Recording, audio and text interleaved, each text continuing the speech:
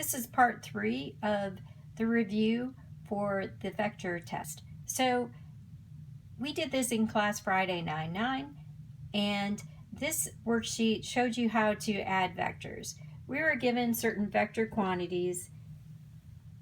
I'll zoom out here. And the idea was that you were to look at the arrow and say, okay, let's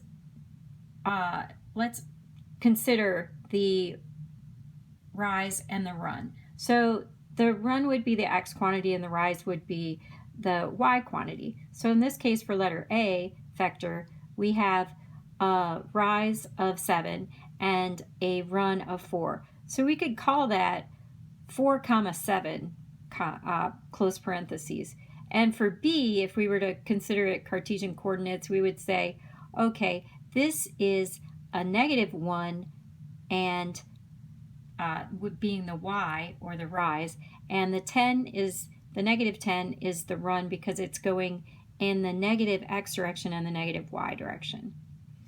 All right, and then we drew the vectors using the tip to tail method, and here is the letter J, which is the resultant of adding vectors C and D.